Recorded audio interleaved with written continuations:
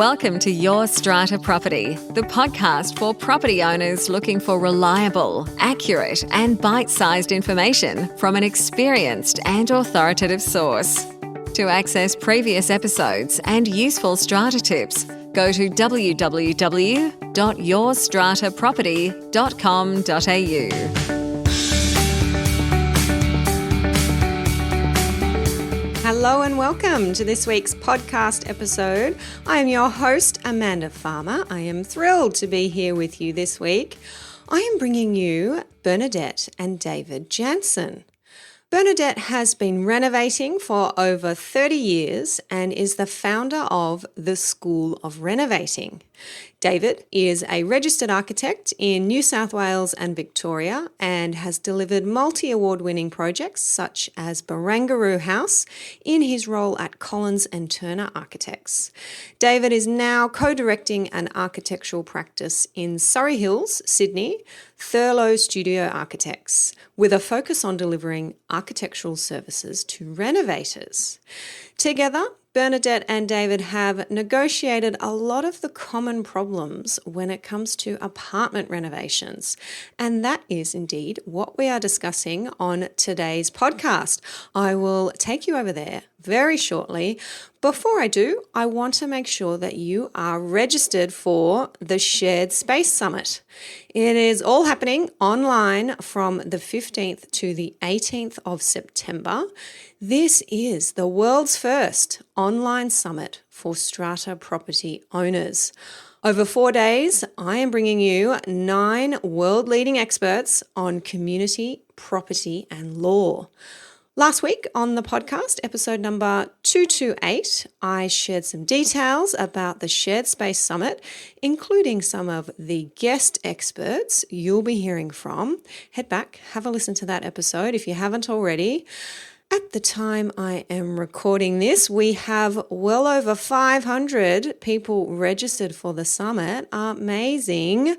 I know so many of you have told me that you are sharing it with your neighbours, your friends, your clients, encouraging them to register.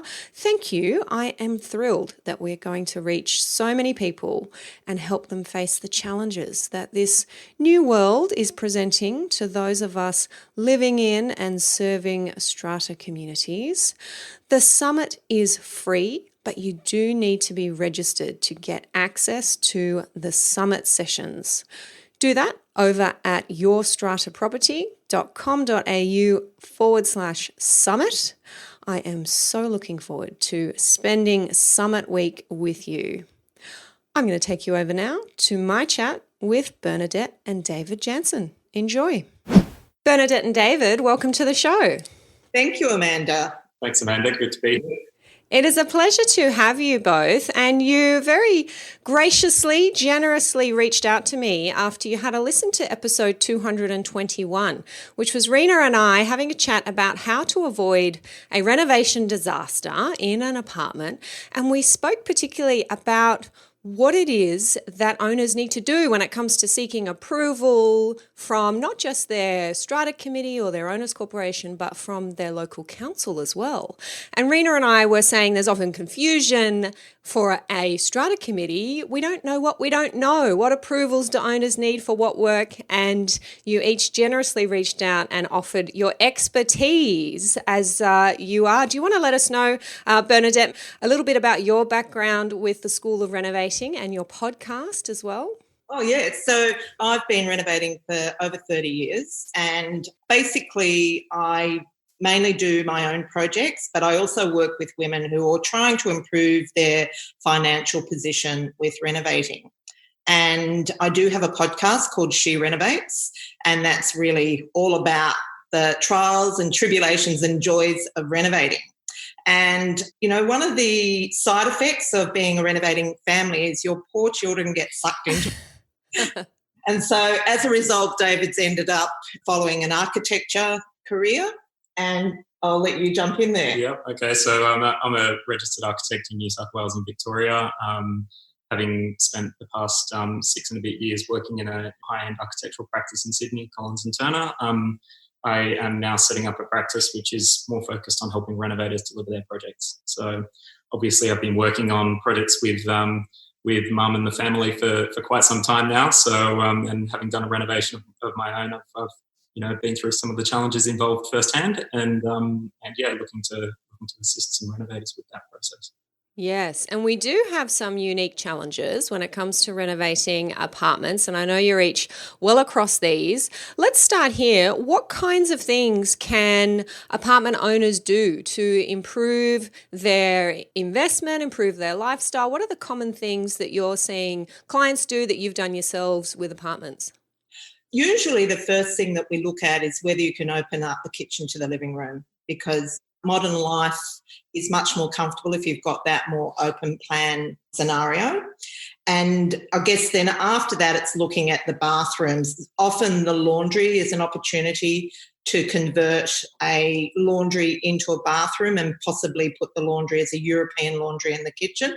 They're probably the big ticket items in terms of adding value and also adding comfort. Often with a 2-bed apartment, if you can get that second bathroom in, it means that you can have, like 2 couples living in the home with, independence. But of course, we really negotiated in our early days, would often go to do that, and we'd talk to the owners corporation or the strata manager and say, what do we need? And they didn't know. And, often we'd see that renovations had preceded us that had gone through without the correct permissions and approvals. So fortunately, because we have David, who is, an expert, we have the opportunity to get it sorted out. So do you want to talk about what's required, particularly, when you're opening up, say, the kitchen to the living room for a start? Yeah, sure. I mean, the first thing, the obvious one, is really structure, to know whether structurally it's feasible to remove a wall, because, a lot of people would come to us and say, the wall's not load-bearing because it's lightweight, but that doesn't necessarily mean it's not load-bearing. You can knock know that it's plasterboard, that a plasterboard wall can be built of timber frame and can actually be structural. So having a structural engineer to take a look at it first is the first obvious one. From there, it's the approval is really one of the key things that gets skipped we find a lot of people that are renovating without that knowledge. And we often have clients come to us and say somebody else in the building has renovated and they didn't have a complying development certificate, so why do we need one? Or we hear it from builders all the time that they wouldn't do this work with a complying development certificate, but it is reasonably categorically required when you're taking out a wall. There's a state environmental planning policy, and I won't bore you with all of the details, but no, we like detail. All right, let's get in then. There's a state environmental planning policy called Exempt and Complying Development, which is the document that sets out what can be done under Exempt, so it doesn't require a complying development certificate or a CDC, and what is complying, so it can be done with a complying development certificate. And if the work doesn't land within those 2 brackets, then it typically needs a development application. Okay, so you're saying, David, specifically the removal of structural walls in an apartment building, even though you're not affecting the external appearance, it doesn't seem like major work, perhaps in the eyes of the owner. It is most likely, or it is always the case, that you need some kind of council approval, whether that's a DA or a complying development certificate.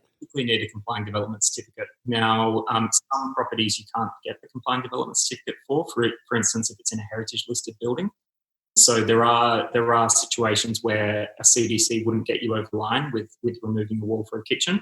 Mm-hmm. There are a whole raft of situations. So we're speaking quite broadly here, but it's obviously every situation can be quite different depending on the building and specifically what's being proposed. But typically a complying development certificate is what you'd need for that kind of work. Yeah. Right. Okay. Now, in relation to structural walls in particular, before we leave off that item, my understanding from past experience being involved in cases where structural walls have been removed without approval, owners sometimes say, as you've alluded to there, David, it's not structural, it's lightweight, it's not bearing the load of the building, for example. But what I've come to learn working with engineers when there's disputes about this is that it is often relevant what is going on in the apartment directly above, where you want to remove the structural or non-structural or load-bearing or non-load-bearing wall. And it is sometimes relevant whether the apartment above has removed the same wall or whether they still have that wall in place and therefore the wall below, the one you want to remove, is a wall that is bearing a load. It is bearing the load above it. So have you come across that before where you've had to say to clients, well, maybe we can take it out, maybe we can't, let's have a look at what's going on above you? Yeah, look, we wouldn't take any wall out regardless of whether we believe it to be load bearing or not without having a structural engineer sign it off. Yep. So they would usually prepare what's called a statement of structural adequacy. And that effectively says, yes, this wall can be removed and it will have no impact on the structural capacity of the building. Or they will say, this will have an impact on the building. We need to design a structure, which is a structural alteration to it, for instance, putting a beam in to take it. And that is definitely something for our strata committees to be across when you're looking at bylaws to approve this kind of work, or you're drafting what you might call a global bylaw that deals with major renovation work, to be very clear that if an owner wants to remove these walls, then they should be providing you with a structural engineer's report. Yeah, absolutely. I think so. I mean, I just think for peace of mind and because I'm certainly not a structural expert.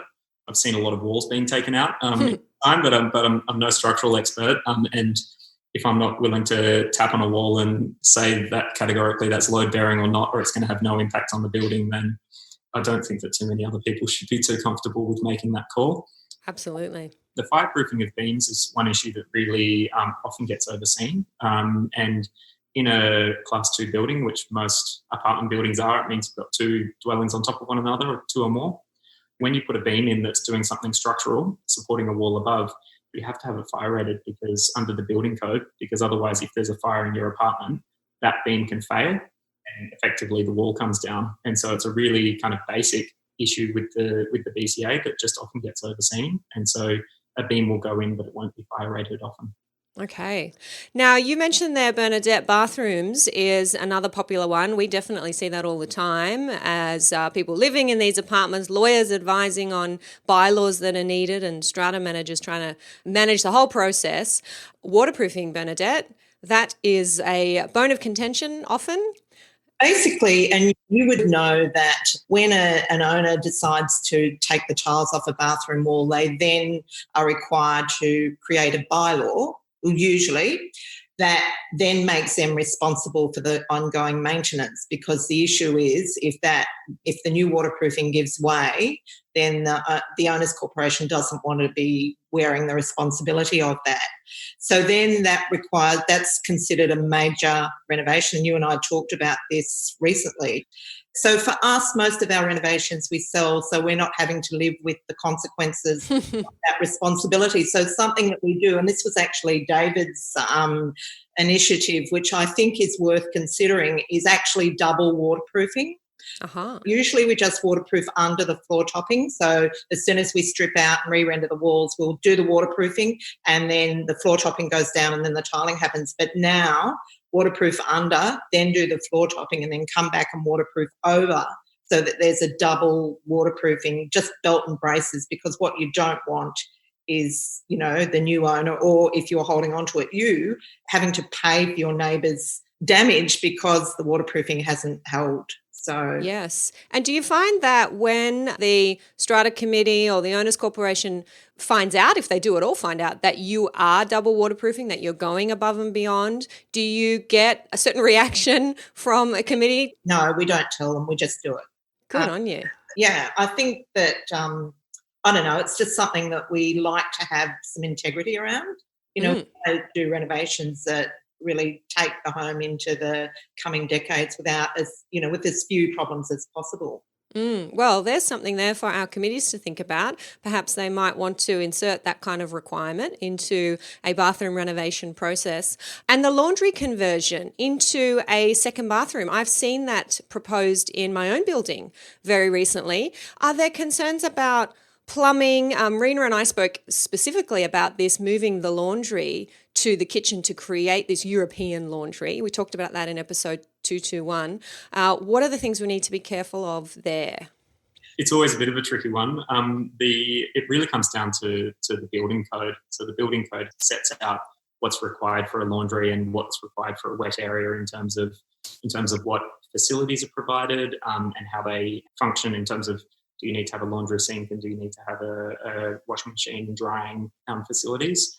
The thing with the building code is that, and I'm not an expert in the building code, obviously we deal with it a lot on every single project, so I'm reasonably familiar, but I should just caveat that I'm not a BCA expert. There are people that are. But it's really a performance-based document. So it does specify certain things that should be done if you are what's called deemed to satisfy the provisions, which are very prescriptive, and they will give you how many lineal meters of washing line per apartment need to be provided. But if you can meet the objectives of that requirement, you don't necessarily need to tick off the metric requirements of it. So needless to say, if you're building a laundry into a kitchen, it needs to be built in a way that's water resisting. And that's what the BCA says as well. So the performance requirement will tell you that it needs to resist water ingress, obviously, into your neighbour's property, and generally water damaging that carcass or however it's been constructed. Important to know, and I imagine that's something that can often be overlooked, perhaps by owners and perhaps by committee members who say, okay, yeah, that's fine, moving the laundry into the kitchen, that sounds about right, and not actually mandating the requirement for waterproofing in that kitchen area, because usually a kitchen doesn't have any waterproofing. Am I right about that? Yes. Yeah, that's right. And it's not required to have waterproofing under the BCA either. And to be quite specific about it, the BCA doesn't really call up waterproofing per se for a laundry either. It says that it needs to be water resisting. Mm-hmm. So there's a slight difference there in how that's described. Now, again, as I say, I'm not an expert, and I wouldn't recommend that somebody specifically didn't waterproof a laundry. I really think that needs to be a fairly robust environment from a water perspective. Is a bit of a grey area in that sense. So if an owners corporation was wanting to make sure that they headed off any problems at all, they'd probably require that there was a floor waste there and waterproofing, and that would probably be problematic in most renovations, because putting a floor waste where there isn't one can be tricky. Whereas if you're doing it in a wet area, particularly a bathroom, you'll notice that bathrooms often have a lower ceiling space. So what they do, the buildings do, is they stack the bathrooms one on top of the other, and they have a space in between for the plumbing. Mm-hmm. So if you wanted to put an extra floor waste in there, you could do it, but that doesn't happen in kitchens, so you don't have that space to do it. And the other thing that David said, that technically a European laundry is required to have a sink, according to the code. Mm-hmm. But when you're talking about deemed to satisfy, I'm guessing that the kitchen sink is how they get around that. Well, it does actually say in the deemed to satisfy provisions that you can't use the kitchen sink as your laundry sink. But I think that when it comes to a kind of qualitative assessment of are you providing equivalent services, obviously we've done it on a lot of projects, and we have on occasions put a secondary laundry sink in when a client specifically wanted it, but it's often not done. And it's always signed off by a certifier. And I think that what that comes down to is just that we haven't reduced the number of sanitary facilities and the number of basins or sinks that are provided within the unit. Yep. On that basis, you could still use one of them as a laundry sink in the event that you needed to. Now, as I say, that's a sort of high level qualitative assessment that I think that a certifier would make, but that comes down to those deemed to satisfy provisions or the sort of qualitative performance-based requirement. And the performance-based requirement is that you have facilities that you can use for your laundry.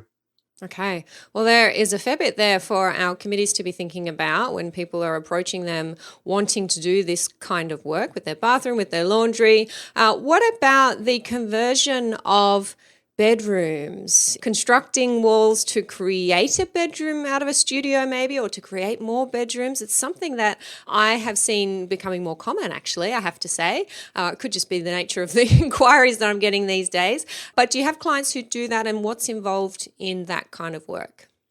We have done conversions of studios to one-bedders. We've done it, obviously we've done it under complying development and had it certified. However, once you start, so technically speaking, you're not creating any more bedroom. But once you start increasing the bedroom numbers, that's when it gets interesting in the law. And I'll just let David speak to that. Yeah.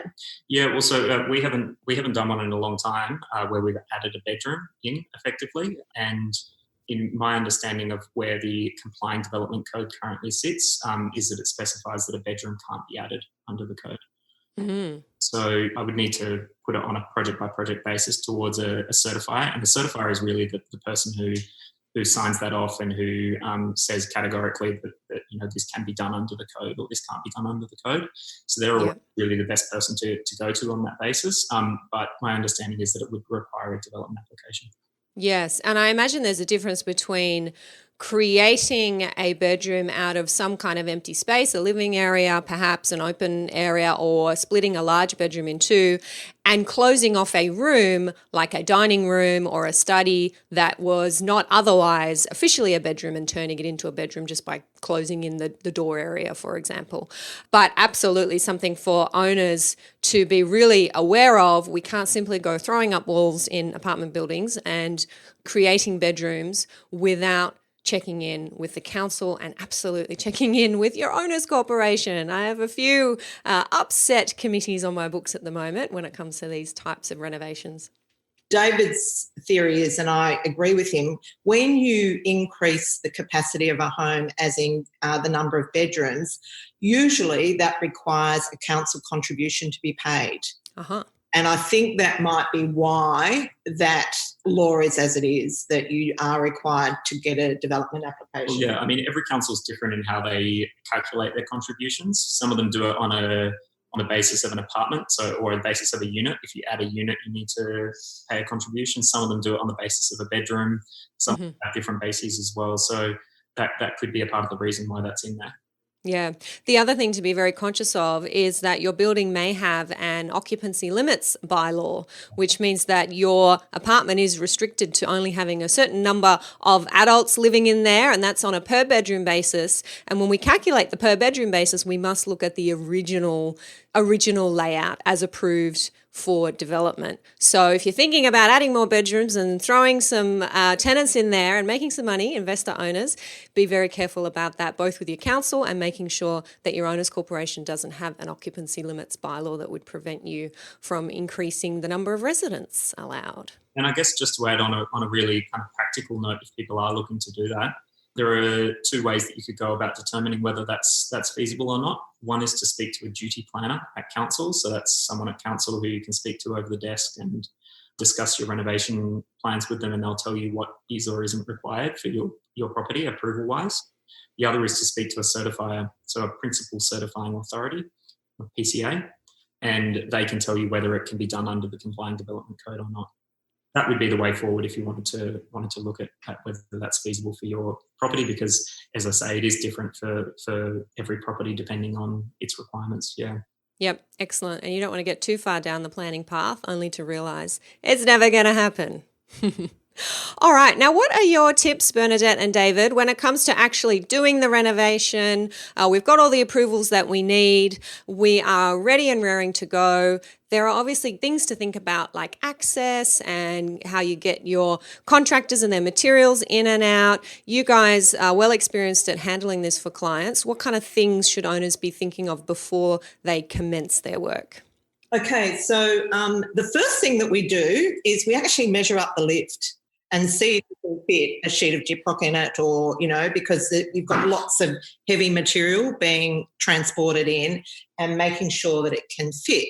That makes a massive difference. Like, you can imagine lugging a huge slab of Caesar stone up 5 flights of stairs, can be tricky. Also, when you're looking at, opening up a kitchen living area, that requires a beam. Will that fit in the lift, or are you going to have to bring a crane in?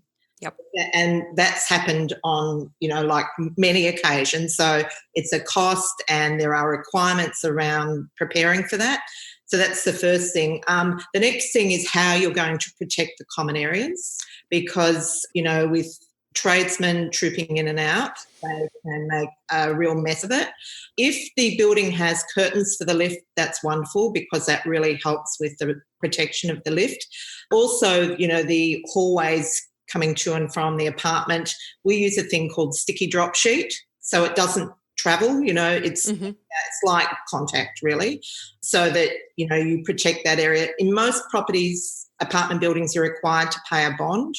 That can be quite a few $1,000s, and so if you don't leave it as you found it, you can have to pay some money to have it repaired. Now, the third thing is considering your neighbours' properties. So I've actually had this where during demolition, tiles started falling off the neighbour's bathroom. Next door, oh no. And so that's something that we are very careful about now. So I would actually, if you can, visit your neighbours and look at what's on the other side of the wall that you're taking tiles off. Yep. Because if it's looking like that may be fragile, generally what I'd do is I'd talk to the tiler about whether they need to come off, whether they're sound enough to go over. We've done that before. But just being really mindful that there can be implications. The other thing is, in older buildings, often the services are embedded in the walls. So being really mindful of that. I did have one instance, I probably should have known up to this, but I will. Where the demolition guys they were chipping away at the tiles and they went straight through the hot water supply to 48 apartments. Yep, I've seen it happen before. Yeah, I imagine it is frighteningly common. Yeah, so, but of course there's really no way around that. You just need to be really, really careful and make sure that you do it as gently as you can. We also find that in newer buildings, like 20-year-old buildings, my plumber will say to me, I want you to tell me where I'm going to drill for this shower assembly. Right. If I go through a pipe, I want it to be your fault and not mine. I'm like, oh, great. But anyhow, so it's quite a common thing. And then, of course, the next thing is the noise for the neighbours. That can be very disruptive. And I guess the main thing to be as considerate as you can. Like what I do, visit the neighbours before we start and find out what's going on for them. So in terms of their hours of work, so hopefully you can sort of work with that and sort of get in and get out as quickly as possible. Like basically the bathroom is what makes the renovation that determines the length of time because of the wet trades. But generally speaking, you should be able to get in and get out within 4 weeks if you are intentional and organised. And I think that's the best thing you can do for your neighbours. So they're my tips. Have you got any more to add? The only thing that for me, I always come back to recommending to my clients that are sort of managing the process themselves is just to keep a really watertight paper trail of everything. So have a good document that you're using when you're scoping for each of the trades, and then make sure you get certificates when you're done with each of the trades, regardless of whether your certifier is asking for it or your strata is asking for it. Make sure that absolutely for anything that needs to comply with the building code, so that you have a record of what they've done and you have a certificate for it having been done to the code. Yes, and a good hint there for committees to be making sure that they are asking for these things. And if there is a bylaw, because it is major work, it's a bathroom involving waterproofing, then you've inserted a condition in the bylaw that the owner must provide these certifications upon completion. And I always say, and a right for you guys as committee members to go in and inspect, go in and have a look. If hard flooring is going down, have an opportunity to go in and have a look at the underlay, at the acoustic insulation that's going down before the floors go on top, so you can be satisfied that it is all in accordance with what you thought you approved. These projects, as I'm sure you know better than I do, Bernadette and David, can be messy. What should our owners and their trades be doing when it comes to managing waste? Okay, so generally when we're writing the scopes for projects in apartments, we basically say to the trades, you need to take away your waste with you. But, that just never happens, Try and police it, but you do end up with waste. And putting a skip in the on-site is not really an option. So basically how we manage it is we dedicate a room for stockpiling of the waste. Like obviously during demolition it goes on the day that demo's done, but as the project goes on we nominate a room for stockpiling the waste, and then we bring in a service and they come up with their Thurlow bins, come up the lifts, they load it all up and they take it away. So they come, say, probably about 3 times during an apartment reno, and it means that you haven't got that skip sitting in the car park. and with everyone else filling it, because that's what usually happens. Yeah. So true. Just a much better operation. Well, certainly in Sydney, we've got lots of options for those services, and it's just a much more practical way of dealing with it. And a good question for our committees to be asking owners, how are they going to be dealing with waste, and are they imagining that a skip bin is going to be in the car park, but nobody's asked the committee if they could do that or told them it's on the way. And the other thing I guess that renovators should know is, and they probably do, but I'll mention it anyhow, is the hours of work. So your compliant development will have conditions, but also the building, of course, will have hours where work is allowable, and you need to respect that. Absolutely. I think that communication, as you said earlier, Bernadette, with your neighbours, letting them know, that the work is happening. The number of times I've seen work just go ahead, nobody communicated. I'm sure so many listeners have experienced that. Knowing whether they're shift workers, whether they've got a new baby, whether they have an important call happening at 11 a.m. on Tuesday when you could simply down tools for 10 minutes and let that happen. That communication is really going to be key to having a smoother renovation. And I think if you know the noise is coming and you know it's only for 2 days, or maybe it's for a week, but at least you've been told, it makes it more bearable. It does, definitely, yeah. So, and I think also, like, just taking a gift to your neighbours, maybe a box of chocolate, I guess we always feel better about things if we know that we've been considered.